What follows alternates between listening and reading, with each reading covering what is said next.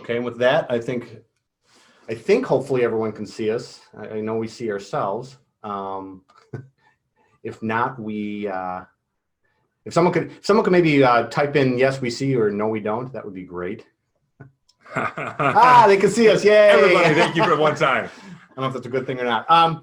Okay, so obviously we're living in some interesting times now, and the intention of today's webinar is going to be to jump on this issue of how COVID is going to affect association day-to-day operations in the short term.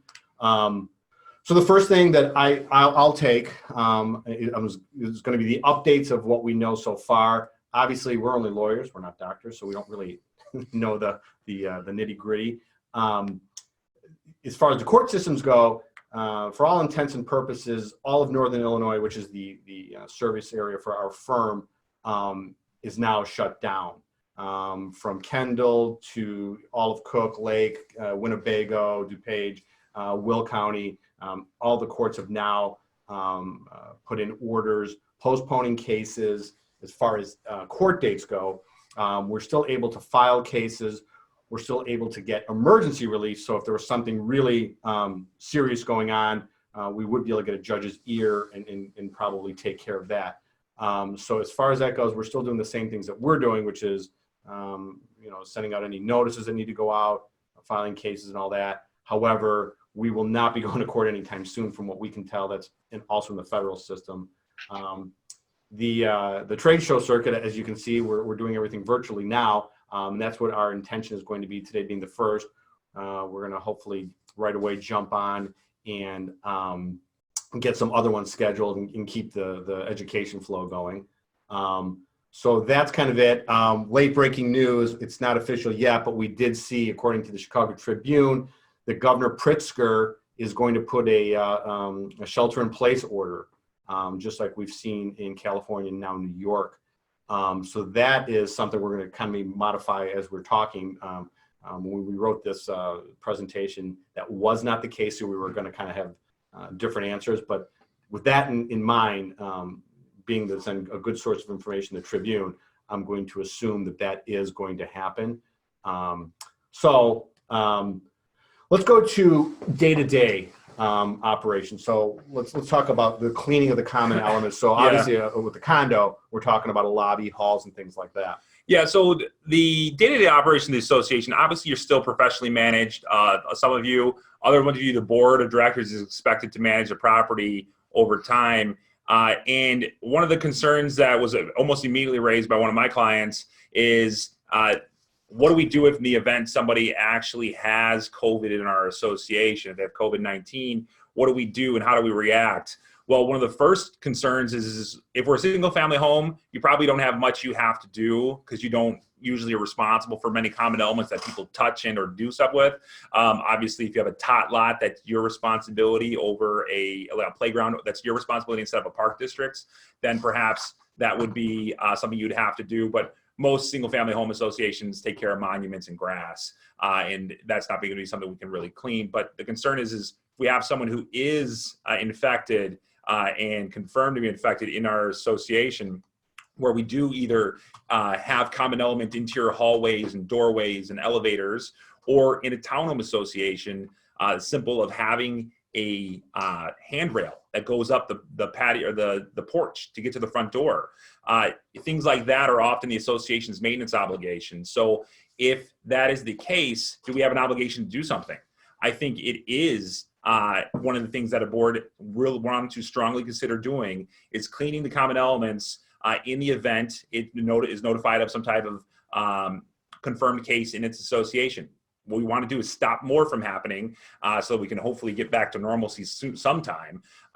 So that might mean you have to do a good cleaning of all the doors, the elevators, the handrails that come up to the association's doors or the individual homeowners' doors. Those will be things that the association will have to strongly consider doing to make sure that it is protecting its people as much as possible. But then what about it? And the question is already raised, is what about clubhouse and facilities that we have? There is no permanent right now before Governor Pritzker's order. We don't know what it's going to say. There is no order that says you cannot have gatherings of 10 or more people. The President of the United States obviously recommended that through the CDC's analysis, they shouldn't have any more than 10 people together at one time. And if clubhouse facilities are being used and rented by individuals, is that something that's practical and you can keep doing? We'll get into some contracts related stuff later about how contracts can be affected by this. But every board needs to make the decision on their own. I think most of them are going to err on the side of not allowing people into their clubhouse facilities to try to prevent issues from coming up and transmitting more virus bodies, host bodies for this to keep spreading. But that being said, you don't have to do that. There's no law that says it. Is it a good idea? Probably for a lot of associations. You don't want third parties coming into the association in mass numbers for an event or some type of party. So in follow-up, the question is now being asked, do you just go ahead and clean it? Obviously, if you know someone who was exposed to it, had used the facility, that's an easy question. I'd say yes. As a preventative measure, you can't be faulted for it. Right. You're going to hear us say this a lot throughout this presentation. Act now and ask forgiveness later. Provided you're using sound business judgment, consult with professionals as necessary. The fact that something might technically have not complied with the declaration or the act, good luck to anyone who wants to go to court and claim breach of fiduciary duty or something like that, because this will be the one case where I think a judge will go, look, these were heady times. The fact that they technically should have done it this way or that way, or the fact that you disagree that they should have not disinfected a clubhouse because they didn't know, it's really not going to hold a lot of water.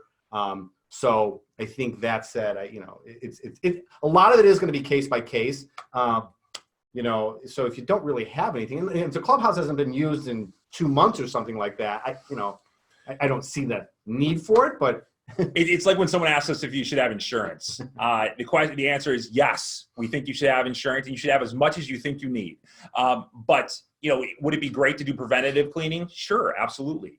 Is every association obligated to do that? No. But is it a good idea? Yes. If you can keep your clubhouse clean, you can keep your common elements clean, that would be better for you as an association. It's bad when people and delivery people won't come into your houses, your buildings, or you won't come to your front doors because they don't want to have contact with you. So what we want to do is make sure that you do everything you can to prevent that spread of the disease to anybody else. Right. Okay. So here's a follow-up question. We were just discussing this before we went live. Does the HOA have a responsibility to notify the membership if they've been notified of a positive test result? So, if you have knowledge that there's someone within your association that has it, knowledge, not suspicion, I think a general notification that, hey, it has come to our attention that there is someone within the association. Don't name people. Don't give unit numbers. Don't go, this guy over here. My family's free of it so far. Yeah, thank you. So far, we're all doing pretty good. We got our sickness out of the way in November in this office. So, to give a general notification that there has been, information, I think that is something that you'd want to do. Especially in a condo setting, and in a HOA, it's a little different, especially if you got, detached housing and things like that. Make sure because the flip side of that is when people say, hey, it wasn't me. But again, the harm that's going to come from something being overly cautious, I would just keep names out of it. Yeah, I mean, one of the definitions of defamation per se, so defamation is when you say something that's not truthful about somebody, you do it with malice. One of the definitions is if you say someone's affected with a disease, it's usually a venereal disease of some sort, but I would make the argument that you say I have a virus I don't have, that's probably going to be in that same category. And whenever we're having to make those arguments, we've already lost because you're paying an attorney to defend a case. We'd like to avoid doing that. So stating that somebody has it in the building, that's generic. Saying it's Bob Prince, I'm going to be very unhappy, especially if I have it, I'm going to be very unhappy. You outed me to everybody. If I don't have it, I'm going to be doubly unhappy because you told everybody I did have it and I don't have it. I have to say, we're joking that, a lot of the things that we're mocked for being attorneys, you're mucking it up with lawyer language, act of God, force majeure, loathsome disease. Like, I don't think I've ever had a libel or a slander where that was one of the things I was dealing with It's normally, people in their profession or fraud or things like that. We're literally dusting off things. In fact, earlier today, I pulled out my Black's Law Dictionary just to look at the basic definitions of some of the things that we're actually talking about. It's a 2001 copy, by the way. It's a little outdated. So, Bill, can I ask a question? Yes, go ahead, Betsy. I'm not sure you're seeing the questions. I see questions in addition to the chat. Someone wanted to know if they could use Zoom for their meetings, and also they have owners that aren't up to using this technology. So how do we preserve the need for the board meeting to be accessible to owners if they do it this way? Great timing, because that was the next topic. So let me start by saying the platform we're all using is called Zoom. And what we're doing right now is throwing what's called a webinar. Zoom also has the ability to do just a meeting, which would be a closed circuit of just people that would be invited. And there's other packages out there, GoTo and all this, but Zoom, the nice thing about Zoom is their first package is a free package. So for small associations, from what I saw online, they would actually probably be able to use Zoom for their meetings. Now, the issue being for people that are not technologically advanced, my first instinct will be like, well, why don't you go over to the unit of someone it is? And after I just said, don't go see your neighbors. The issue is this, that let's cross that. So the Act says under 18.8 that anything that needs to be done, notice, votes, blah, blah, blah. And we're going to take an annual election separately because there's a separate provision. So I'm just talking about general things, a meeting of the board, we're going to approve a contract. 18.8 now, when it was modified, pretty much you don't even have to have a rule. You can just go ahead and do it. For anything but an election, I think, yes, there's a specific provision on elections in 18.4 that would make it so we have to adopt rules to do that. But the law says anything we can do, anything we have to do under our community instruments sort of law, we can do either informally or through the action through electronic means. So what we're expecting is this is actually going to push, this pandemic is going to push a lot of associations to start utilizing more technology. But that one person who doesn't have access to the internet or doesn't have access to a phone, unfortunately in today's time, we're not going to have a solution for you, because we can't have in-person meetings right now because nobody feels comfortable and safe enough to do it. The 6 foot away from each other rule works well when you have 5 people in a room. When you have 10 people in a room, it's impossible to do in any real fashion that will be usable. So unfortunately, what you're going to have to do in this case is probably have that meeting without that owner being able to know it. But you can tape it. This is all being recorded. This could be recorded so that someone would be able to hear exactly what happened at the meeting. As a lawyer, I will tell you, it scares me a little bit because video doesn't lie. So if somebody makes a really bad remark that we're used to hearing at meetings, such as we don't want those people to be here, and we all know what those people means, that can be troublesome. But it is probably the only way we're going to get information to those individuals who are not technologically savvy to be able to do this. And hopefully moving forward, we'll have a plan of how people will have to do this, and we'll have some rules and some papers that people will have already of how they could access this information to be able to do it in the future. And back to 18.8 for a second. There is a provision in there where it says if someone expressly says, I do not consent to electronic, you're going to have to, under the law as it is, you'd have to deal with them the old-fashioned way, paper and all that. Again, for the time being, when we start having things like shelter in place and things like that, you're gonna get a little bend, I think, in terms of people, holding your feet to the fire on, hey, look, 7 people were electronically in, but 1 person said they wouldn't do it. We're gonna have to deal with them, give them summaries. And the nice thing about video, just like this, for people who don't make it, this is going to be recorded, just so you know. We'll put the link up on our website and things like that. So you'll have an electronic record, because the 18.8 says, blah, blah, blah. Oh, by the way, make sure that there's a record, because I've been getting that a lot lately with Zoom cameras and Nest cameras and Ring cameras. When people have them on their doorknob, what's the association to do about that? And I said, well, if it's a common area, you have no expectation of privacy. Well, what about the cameras we maintain in our own hallways? Well, if you're going to run that, you should have a policy about it. You should say, hey, look, the system we use maintains footage for 30 days. But if someone makes a request, and amongst the other things they're asking for, that does become a record. So these electronic meetings that are going to start coming into being a little bit, there will be a record if you use a format like Zoom. Yeah, and I do really expect that this will push a lot of associations to using technology and working actually more efficiently. I'll tell you, it's never good being at the meeting and it being in its third hour of a meeting, especially as a lawyer being there, because I just think of how much they're paying me to be there sometimes. So efficiency is the key. I expect you're going to see a lot more efficiency coming out of boards after this, as we're trying to utilize this technology. There's nothing to say you can't do this anytime. Right. This was always in place before this pandemic. Exactly.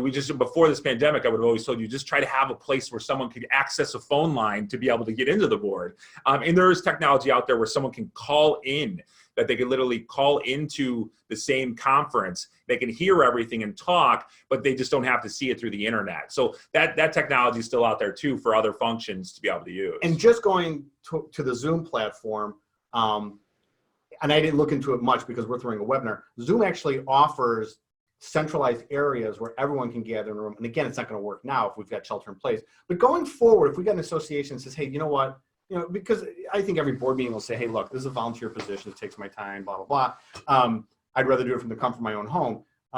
There is, apparently Zoom has these things where it's probably like a Regis office where it'd be a central location where they'd have maybe one screen up on the wall and everyone would actually be seeing the meeting. So, and of course, there's nothing, again, once we kind of go back to normal, like we were kind of positing that as a result of this might be more of something that takes traction. And it's certainly better for board members who are working. You might have that one person within your condo building or association who is a tech savvy person. So once we get past this social distancing issue, you could say, hey, for now, and go to so-and-so's house and you guys will be able to participate via that person having the computer on.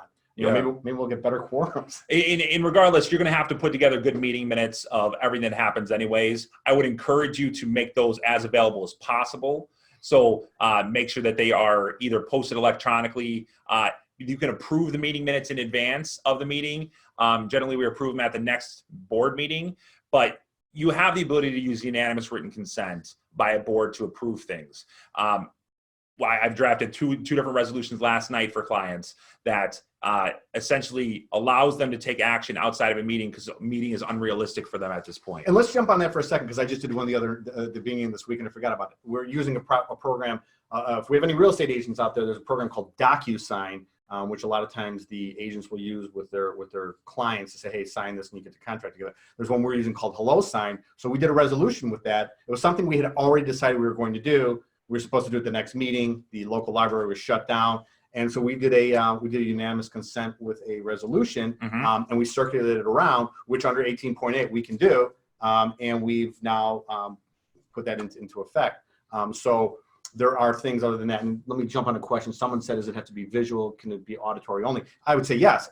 The definition of acceptable technological means did not stop at video. So a conference call, for sure, is going to be acceptable. Now, whether there's a recording of it or not, that's another issue. And to the question about minutes, I would still suggest you take minutes the same way you normally do, is to type them out. I don't think this gives you a pass on, the minutes are within the video. Because minutes, the one thing that drives me nuts, minutes are not a blow by what happened, and a recording of a meeting is going to be. Right. Minutes are, for all this talking we did, is that Bill said you can do this. Bill said you can't do this. We voted yes. We voted no. That's what minutes are supposed to be, not this ad nauseum discussion. And when we're talking about taking action outside of meetings, in part we're talking about not adhering to the Condo Act or the Common Interest Act's requirements of an open meeting and all decisions being made at an open meeting. The General Not-for-Profit Corporation Act allows us to take informal action as a board as long as 100% of the board approve of it, and they have to sign in writing that they do approve of it. So, that is the requirement. You can't get around that. So if you have the one board member who will never respond to anything, they don't respond to this, you actually can't take action outside of a meeting.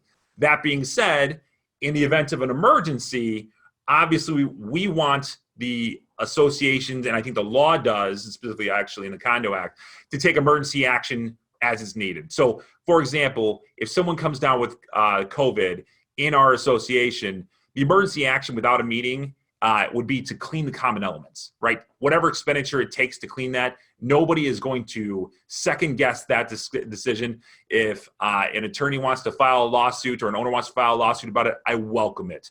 Please take me in front of whatever judge is in this Chicagoland area with that case. I will love to see the look on the judge's face at that owner and lawyer for bringing that case against an association. I always like to walk around quoting the USFL case, which is when the USFL years ago, if anyone remembers, the USFL was a league that tried to compete with the NFL. It's got to be going on 30 years now. Didn't work out so well. Part of what happened was they had trouble getting TV slots because the NFL was working with the networks and all that. So they sued. They said, "Hey, NFL, you encroached on our ability to get our product out there." And in the end, they were right. They won. They got a verdict against the NFL. $1. So there's things where, yeah, technically they should have done it this way.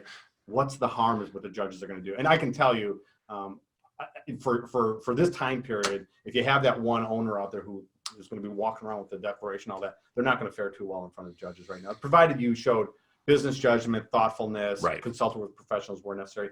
Just for a second, someone had asked us to introduce ourselves, and I keep looking at that.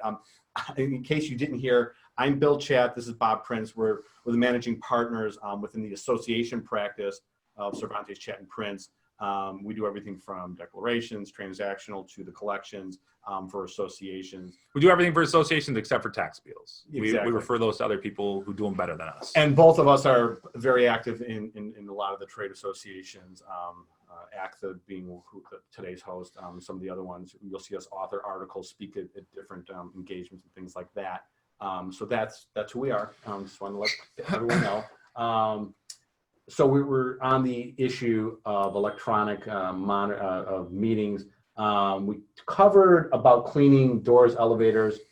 Well, let's talk about the annual meeting. So some associations don't have their annual meeting in November. Some of them have them like right now, which is unfortunate that is the case, because right now, obviously, no places where you could actually meet are allowed to have you. You can't have a banquet hall that's open. No restaurants can give you a banquet hall room. You can't meet at fire stations because all of them are closing. And unfortunately, most places don't have offices that could fit enough people to be able to host an annual meeting. So most annual meetings are being canceled right now, or at least postponed. And the question, with the shelter in place, they will be. Right, they'll have to be, because if we're ordered to essentially not be in gatherings, I mean, there's some constitutional issues, but we're not constitutional lawyers. But if we're being told not to do it, obviously those meetings are going to have to can't be canceled regardless, because you're not going to allow people to be around each other. So the question is, what do we do? Do we have to reschedule it a few months later? Absolutely. That is probably the best practice would be to reschedule it. Is it the required? Probably not. If you can show that you sent out your notice, you tried, you didn't have a quorum because you couldn't have enough people there. Could you avoid having an annual meeting? In theory, could you? Yes. Well, should you try to have an annual meeting again? Yes. If you didn't cancel the meeting in advance, or if you canceled the meeting in advance, you probably want to try to have that annual meeting some other time. There's often some type of mailing you can send it out with. But again, there's no law on it. The law says thou shalt have an annual meeting annually. So you need to make sure that you do have that, or at least you have tried to have that meeting where you can. And to dovetail into the discussion, there's a question that just came in. Can you do an annual meeting via Zoom conference call? And you can. So this is what we were talking about. 18.8 was more of a general provision. You can do anything you normally would be able to do electronically without having to have a rule. Now, let's jump to the election issue, which our opinion is 18.8 talks about, like what we were talking about, a resolution. We approve the re-upping of the landscaping contract, things like that. The election still specifically says that if you're going to have acceptable technological means as part of your election process, a rule has to be adopted 120 days in advance of the meeting, which is too late for most of you, unfortunately. Right. So, what I would say is you should be operating as business as usual if your meeting has not been scheduled yet. So let's say it's not scheduled for March or the beginning of April, you should still be operating as if you're going to hold that meeting. So you should still be sending out notice for it. You should still be trying to hold it. In fact, I would try to find some way to do some conferencing system like this to be able to use it so you can effectively have your meeting, because that's what really we're supposed to do. So if your meeting is in June, July, August, you should be planning that meeting to actually occur. Don't say, hey, COVID outbreak in the middle of March in the state is going to make it so we're not going to have a meeting in June. If in May, in your meetings at the beginning of June, May it's determined that we still can't have gatherings like that, then yes, you probably end up canceling your annual meeting. Again, we're not pushing for people to do that because technically the law wants you to have your meeting.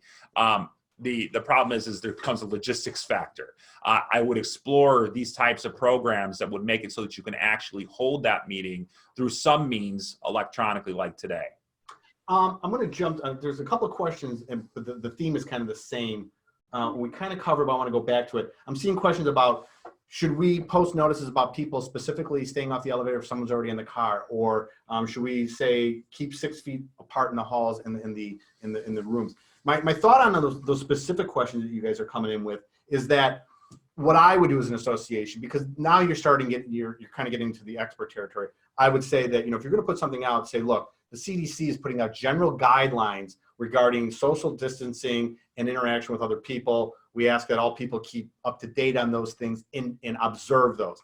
I don't think that as an association, putting up notes saying, hey, reminder, stay 6 feet. First of all, it's going to be burdensome. Second of all, you're starting to get a little too specific for my liking. The CDC is the expert on this, as well as the state governments are the ones kind of mandating after the CDC. So what I would say to these specific questions that are coming in is to say, look, let's all follow CDC guidelines, because what it was 2 weeks ago, what was it? Meetings at 250, then 50, then 10, and now we're going down to perhaps and most likely shelter in place.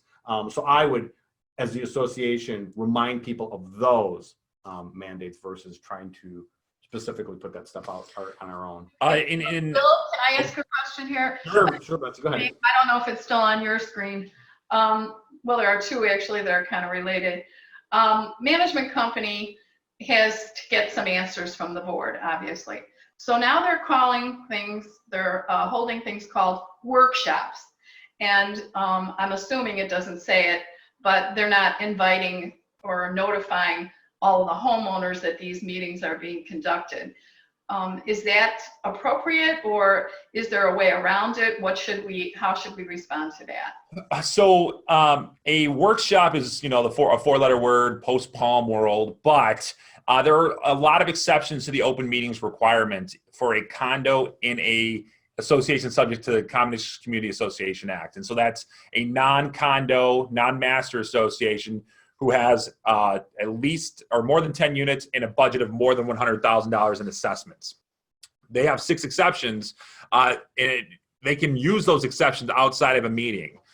So if it's talking about litigation, talking about employee issues, if someone has if they have employees in their association, if they're talking about collections, delinquencies, talking about vendors, a very broad discussion of vendors' performance and their contracts and talking about who to hire, or if they're talking with legal counsel, all of those things can be done outside of a meeting without the membership being there. The key is, though, they're not allowed to make a decision on any of those issues. So they can talk and rendezvous and have a discussion about any of those topics I just listed outside of a meeting.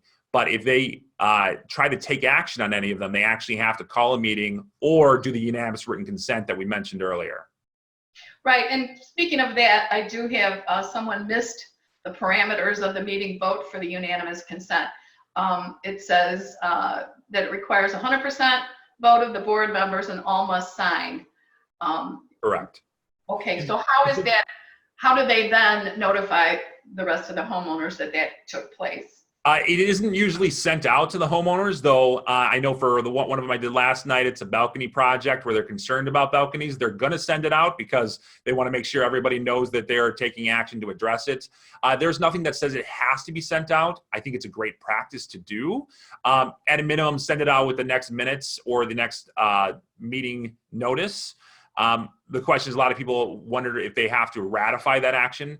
Technically, no. Not-for-profit Act says it's as good as done. As soon as that last signature is on there, it's as good as adopted. And then you just keep that paper with everybody's signature on it with the minutes. So it's a record of the association's action that has taken place. So it takes that 100% unanimous approval of the board members and 100% approval through a signature.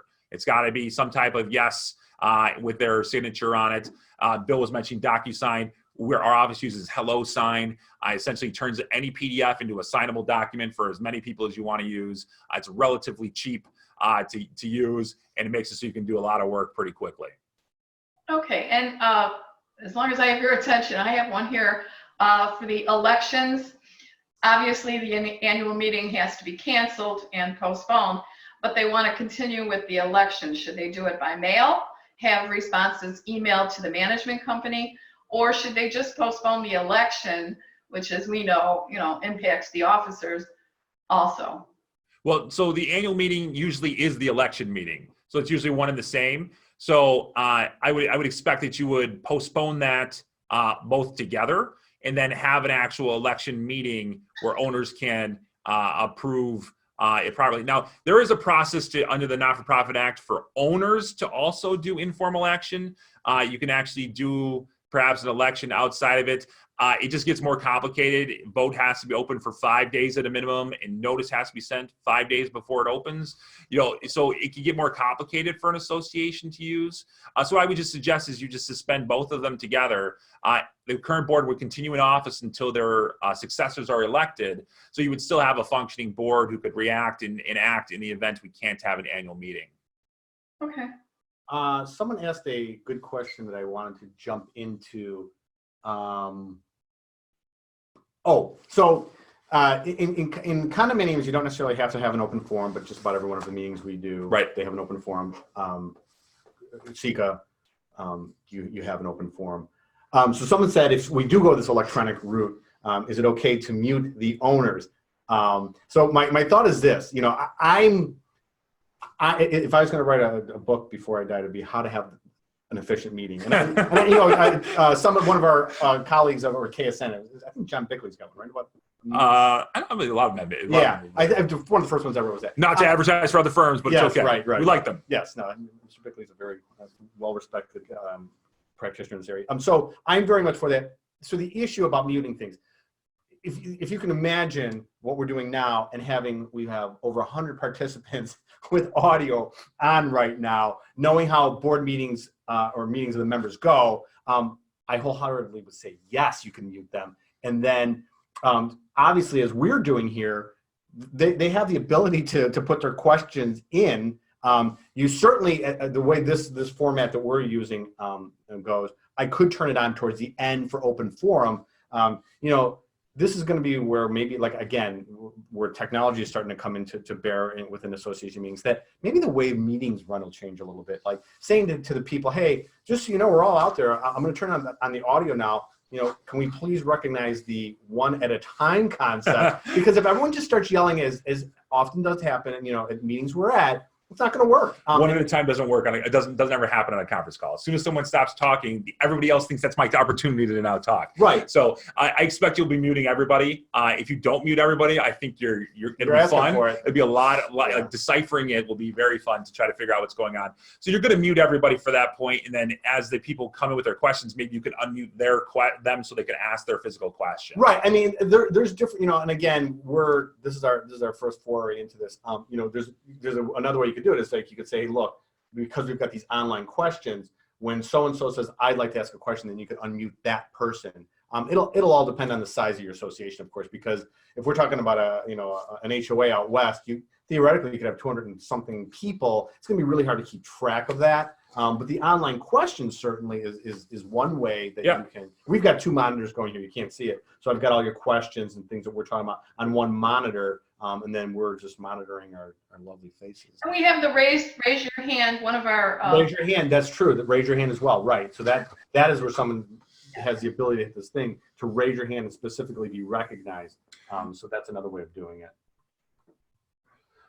100% for each action, carte blanche, or I'm sorry, 100% for each carte action, blanche. Right? Or carte blanche.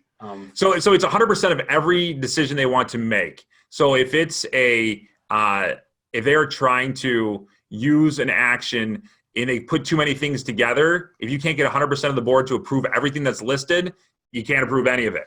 So often boards will only try to approve things individually. So I'm expecting a lot of our clients to actually ask us for forms to be able to use unanimous written consent on a general basis to be able to have something ready to go for them to use. Right now, we're just drafting them as we go.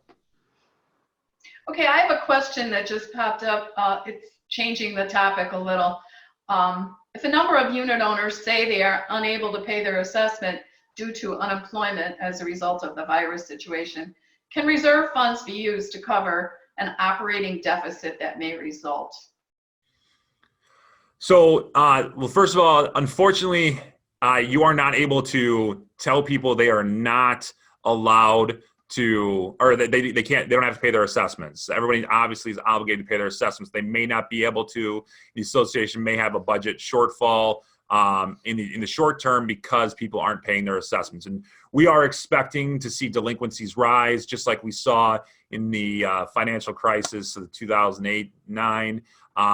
We did see extremely high delinquency rates. We're not expecting it to be that high at the very beginning because it looks like they're pushing through Congress some relief that should help some people, but it's not going to be a long-term help. So the concern will be is that if we don't get enough assessments come in, but we still have expenses we have to pay, can we use reserve funds? Technically, reserve funds are supposed to be for capital improvements and deferred maintenance. If we're not doing that, we're technically not supposed to use the funds. That being said, obviously, if it's a difference between not being able to pay bills and being able to pay bills, you're going to end up using those funds, and your accountant's going to hate you for it because they're going to have to do two reserves out of their operating to address it. So it is a problem that's going to come up. That's a good lawyer answer of saying check with your accountant, but you probably are going to have to use that money because you have it in your savings account. And that said, we've seen, I saw the announcement today that tax day now is going to, for payments and forms, be postponed out to July 15th. You know, a lot of what we're trying to give you today is speculation. That said, you know, let's go back to 2008, 9, 10. You know, when banks were letting people out of their debt obligations, normally that is a taxable event. If I owe Bob $100,000 because he loaned it to me, and I say I can't pay it, Bob goes, well, that's okay, I'm going to write off. I'm supposed to report that on my return as income. Back in 2008, 9, 10, 11, 12, it's now sunsetted. They were recognizing that not to be a taxable event. So who knows if for associations, and this will probably be where our lobbying efforts might need to kick in to some legislators and say, hey, you got to get to Washington and let them know we may have to do that. Stay tuned. We don't know that to be the case. I'm going to try. I've got a little, just for the heck of it, since it's our first time with this thing. I've got a Janice out there who wants to try and talk. She's on phone. I'm going to try and turn this thing on. If Janice, you're there, I'm going to turn you on right now and you can ask your question. Please don't embarrass us, Janice. Go ahead, Janice. Oh, wait. Looks like you're She's muted. muted. Hold on. Oh, she doesn't have a mic. Okay. There we go. Janice, can you hear us? She's muted. She can't. Yeah. Janice, I am sorry. You can write your question, Janice, Yeah. and we'll answer it. Well, so while we have a moment, Bob, you mentioned that the board does not have the right to not require assessments or change that rule. However, I have a question here. Should we be kind and waive fees for a glut of late payments that would likely be coming soon? Let's jump to that. That is one of our topics here. So we mentioned about the delinquencies. Certainly, my recollection of 8, 9, 10 through 12 was that it was more gradual. Obviously, it wasn't a health crisis, and you know, when it started, you know, there was just these telltale signs of defaults, and that, you know, the default rate was on the rise, and it became gradual, and probably took one of the stock market crashes where everyone said, "Hey, something has happened here," and then you had Goldman Sachs, and you had Fannie and then it was very gradual. This time around, it's moving so quick. We know we've got a crisis right now. You know, this is my own personal view of it. I'm a little more optimistic on the economics of it, in that, you know, again, I am not speaking to what I believe is happening with the medical end of it. But we're going to warmer weather. We're going to shut down for a while, and we're going to get back up. And it's certainly going to be a shorter period of economic hardship than 08, 9, 10 was. I mean, you know, you had foreclosures, you had people losing jobs, you had banks that needed to be bailed out, you had the big three in bankruptcy, all on a long-term basis. As the medical crisis subsides, you know, hopefully it'll be a shorter period. So that said, you know, to the question that Betsy is posing, is that, you know, we really should start looking about payment plans and start thinking about it right now, because, you know, let's give you an extreme example. Let's say you got a 30-unit condo and, you know, 12 people are either flight attendants or work in the hospitality industry or work in the food industry. These people, they're going to have difficulty coming up here, and right. You know, this one little lump sum that payment that the government's going to give is not going to cover the long term of what people have. So let's start thinking right now about it. Yeah. So can you waive stuff? You know, the answer is anything but assessments is waivable. Anything but your physical assessments, the board can do. Obviously, if it's out of pocket, that starts to cost and hurt the association. Everybody technically is paying more. But technically it is something that you're able to do is waive those other expenses that are non-condo expenses for assessments. The question is, should you? That's a political discussion for every board to make an answer to. Obviously, we don't encourage collections just for collections or putting people into collections. If it's going to be you know, it's going to bury people. That's not what we do at our office. What we encourage is payment plans, workouts as much as possible, because getting people an ability to pay you is the best way to get income into the association. So if we can do that by having a little bit better approach on payment plans versus the standard pay it in 3 months or the pay it in 6 months, maybe you have to extend that out to make it so it's a little bit more workable for some people. But you cannot defer assessments. You can't say, hey, you don't have to pay all of your assessments for this month. No, you have to pay your assessment this month. We're always talking about the assessments going backwards. And there's questions out here about how do we prepare ourselves for this?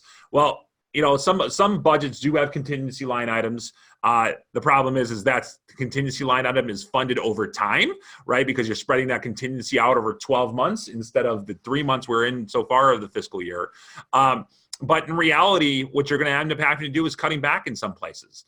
If you have expenses that are going to be incurred because of this, you're going to have to find some way to rob Peter to pay Paul. And unfortunately, what that means is sometimes general maintenance will be affected, but the hope is that we will be able to get back to a baseline somewhat soon. It looks like Janet's brought in her question. It looks like it's a building and employment issue. The employees are still working in their building, but they've asked the board if they can leave. What can we recommend? So what I would first recommend is if you're in a collective bargaining agreement, you have to consult what your collective bargaining agreement says.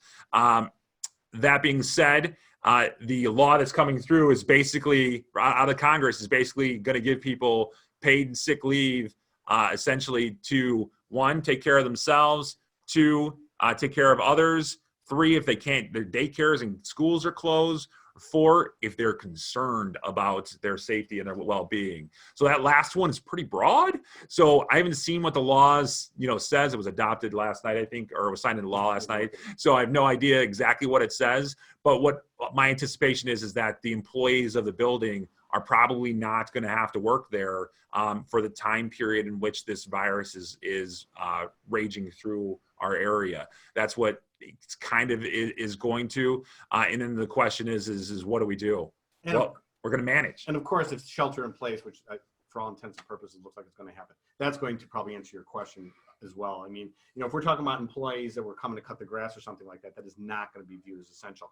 Obviously, if a pipe lets loose or we've got a major life component of the building, I think that's going to be different.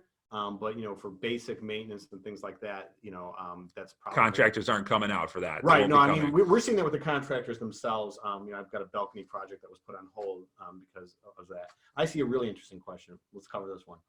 Thoughts on prohibiting move-in and move-outs or new leases in a large high-rise with 65% renters. So people have leases. I'm supposed to come in this Saturday. We got a shelter in place. I don't know if they're going to be able to get a U-Haul. Right. I don't know how they get their stuff in. But I mean, obviously the concern, I mean, I was in urgent care yesterday. Before I could walk in, I had to answer 5 questions about whether or not I know anybody who has coronavirus, whether I'm exhibiting any symptoms, whether I've been around anybody who's traveled internationally. And the answer is I have no idea if I have. I hope I haven't.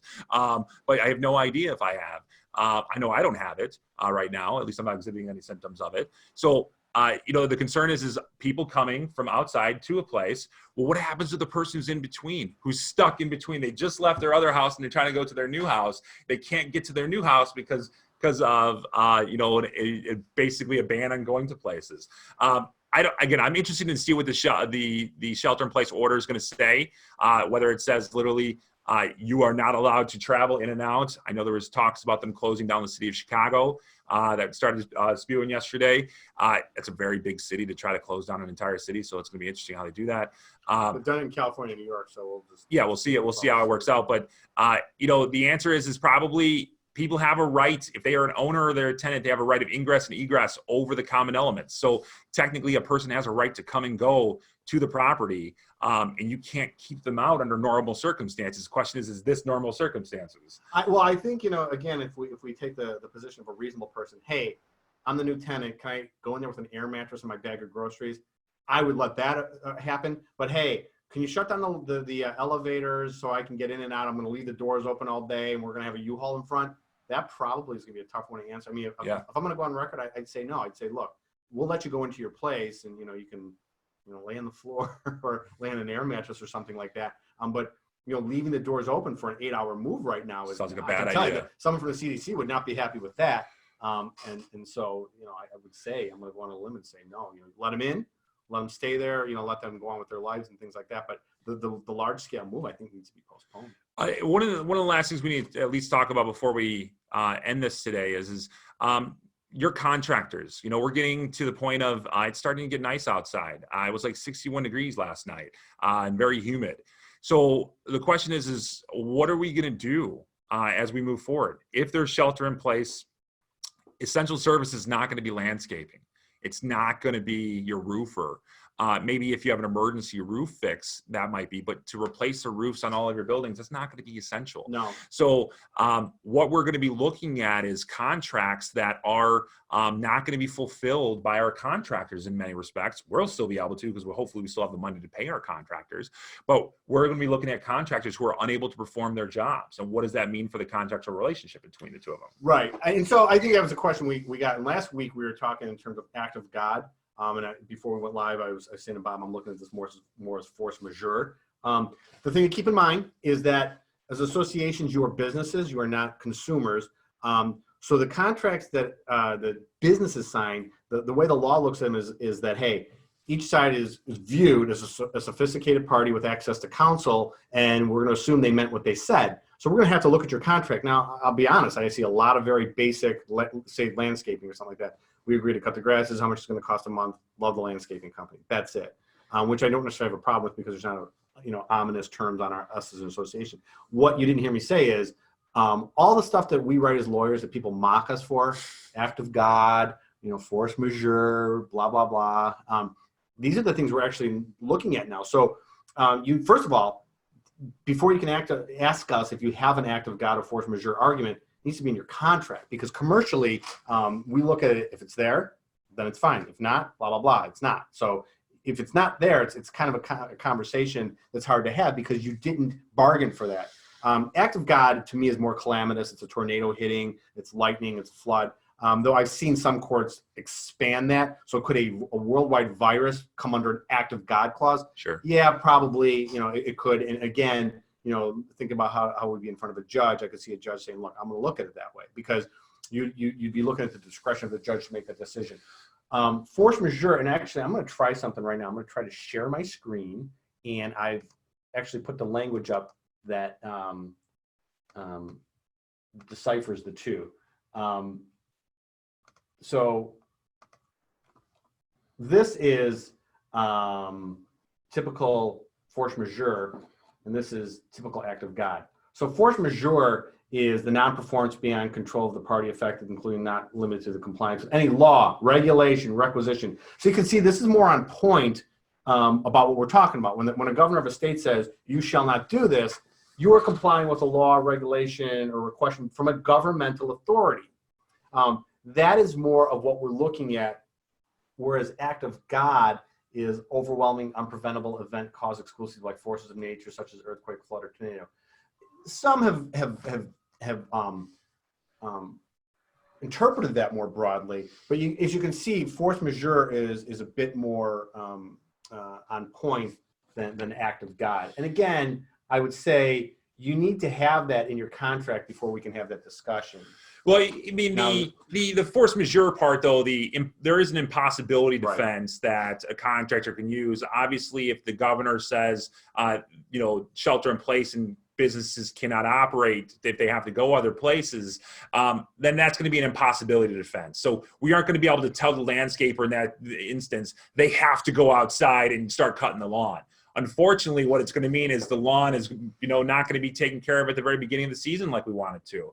But fortunately, the building inspectors also will not be out there because most building inspectors, most municipalities, village halls are all closed right now as well to the public, and they're not really doing inspections as well. And Mayor Lightfoot specifically in her announcement yesterday said they were suspending some certain types of enforcement like booting, fines and things like that. So I think, again, they're not going to be out there anyway, but that's something. Let me ask you this though. The contract with the landscaper, they're supposed to cut our grass monthly. It is expressed in monthly terms of payment. Yeah. So they can't get out there and cut the grass. Do we conversely still have the obligation to give them the money for the work they couldn't do? Interesting question, because what it would technically do is the impossibility defense would extend it out. Obviously, we're not going to pay a company for time period where they cannot perform, but when they can perform it, it technically should be an 8-month contract at that point. But if you have parameters on time, which most of them do, it doesn't say, hey, we're going to cut your lawn for 8 months starting in March. It says, hey, it's between March 15th and November 15th or October 15th, however you structured your contract. And so it would only be for that time period. So likely what happens is that contractor is not being paid for the time periods they can't go out there, and instead are only going to be paid for the end part of it. There's two things I want to address. So one, there's one that might be from a manager from a management company, talking about portfolio management. Are they viewed as an essential services being provided? It's going to be, this stuff is going to be very case by case. Doing your normal daily ministerial things, no, that's not going to be essential. Yeah. If you get a call that, so-and-so's out of town and there's water coming out of their unit to another, yes, that is going to be an emergency. You know what emergencies are as managers, and you know what aren't. And that's the emergency is probably going to be lockstep with whether or not you consider it essential. From what I saw this morning is they were talking about 16 categories of people, but they only listed like 5, which were all like the emergency services and hospitals and grocery stores. So there's supposed to be 16 or so of them of categories what they're saying are essential personnel. I'm guessing a property manager's job for the most part will not be essential personnel. Right. That instead we're talking about things where you call 911 and or how you have to get food into your house. That is really what I think the essential personnel are going to come down to. Yeah. So I want to give a little update for any of our real estate friends that are out there as well. So what we know right now is now again, shelter in place is going to change what I was going to say earlier. As of today, without the shelter in place official, all title companies were open. I saw one close a downtown office. I don't know why, but all the branches were open. There was talk about virtual closings, and in particular on the seller side, you just sign your documents and all that. But as far as in dovetailing this back to the associations, whether or not you're going to let people move in a detached setting, again, whether they can get a moving company to do anything now is going to be a totally different thing. But as of today, it was believed that closings were going to go on as scheduled. So somehow, if you can eke out a title company that's going to let you do everything remotely, and then of course they'll be with the lenders as well to say, yeah, we'll accept it. The lenders are usually the ones on the buyer side that they want the wet copies and all that. But as of right now, we assume that the shelter in place is going to change that. The working with the vendors, we talked about that. Let's see, is this being recorded? Yes, it is being recorded, and we will put up a link for people that cannot see it.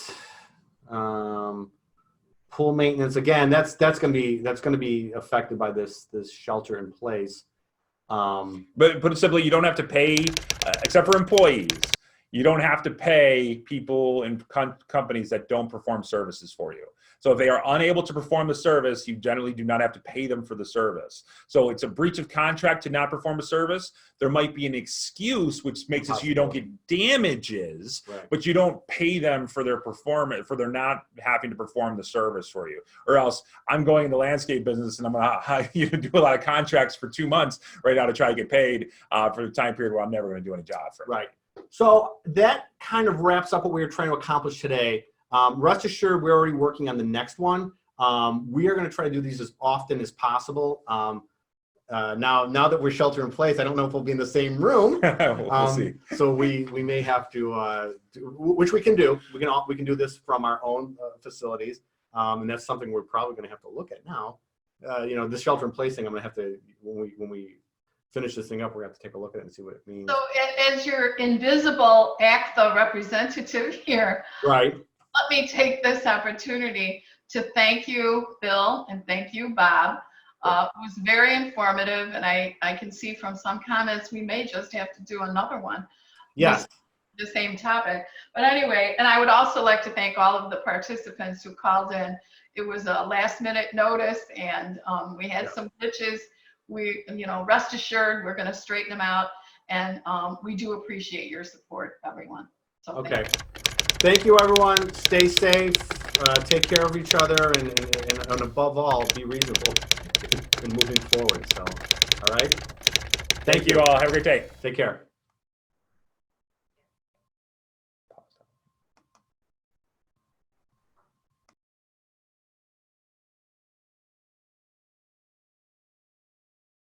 hard to pass an additional funding